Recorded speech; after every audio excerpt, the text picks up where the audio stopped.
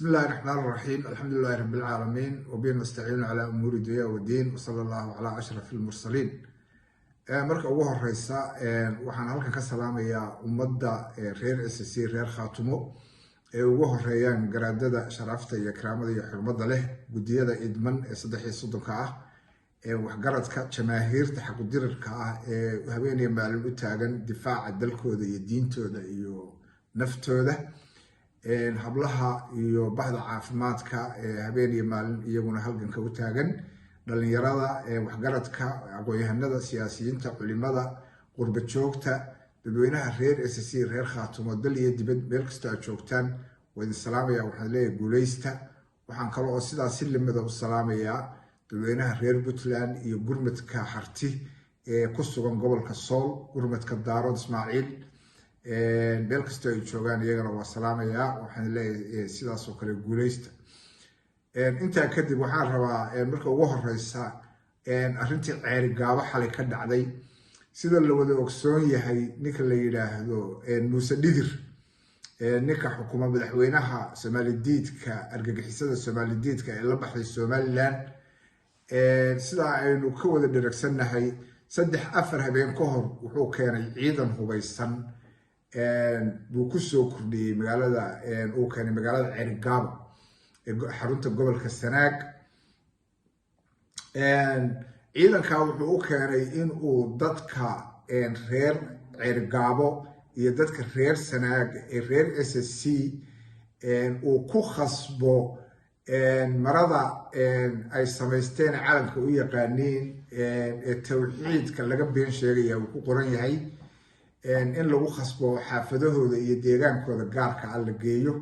oo looga dabaaldego xalay marka halkaa waxaa ka dhacday 2-3 habeen oo xalay ka horeeyayba weerar baa suuqa magaalada xaafadda Daaroodka ama Soomaalida ceerigaabo sideedaba magaalada ceerigaabo waa qaybsan tahay waa 2 qaybood qayb waxaa dega dad fara badan oo Soomaaliyeed oo dhulbahante iyo warsageli iyo majeerteen oo gahayle iyo siwaaqroon ay ka mid yihiin ugayslabe nimanka la yiraahdo ogaadeen oo bahgariya mareexaan oo celi u badan madhibaan ummad badan oo Soomaaliyeed gurgure baa degan qayb bay ka yihiin marka beesha Isaaq iyaguna dadka magaalada ceerigaabo wax ka degan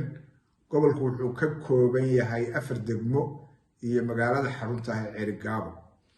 marka degmada ceelaf weyn dadka ka soo jeeda ee beesha Isaaq xaafad bay ka degan yihiin magaalada ceerigaabo in marka loogu soo dhuunto oo dad hubeysan la keeno oo la yiraahdo dadka nabadda u wada degan ha lagu khalkhaliyo oo lagu la dagaalamo dhinaca SSC ciidan la keeno oo la yiraahdo lagu khasbo calanka iyaga iyo maradayada qaata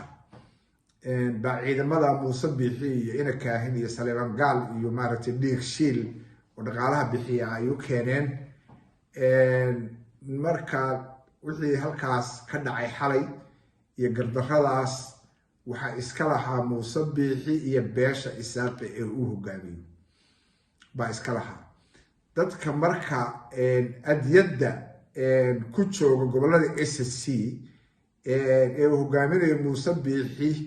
ee beesha Isaaq ee ku raacsan adiyada iyo gardarrada gobolada SSC ku raacsan waxaan u maleynayaa Soomaalidu waxay tiraahdaa ninka bisha dambe waalanaya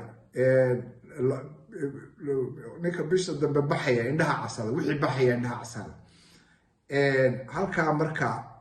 dad bay ku dhaawaceen nin qaali ah oo Cabdiqani Caateeyana waa ku dhintay Ilaahay naxariis jannatul firdaws ala hagayo waxyaalo badanna way geysteen waxaan rabaa marka dadka reer SSC reer Khaatumo dadka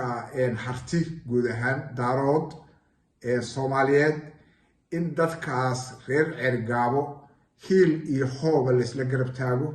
in loo gurmado in bari iyo Garowe iyo Laascaanood iyo Taleex iyo Baran iyo Laas Qoray iyo Caabud Waaq iyo Wardheer intaba looga gurmado waayo dad intaas oo dhan ka kooban baa dhulka degan إن شاء الله بإذن الكريم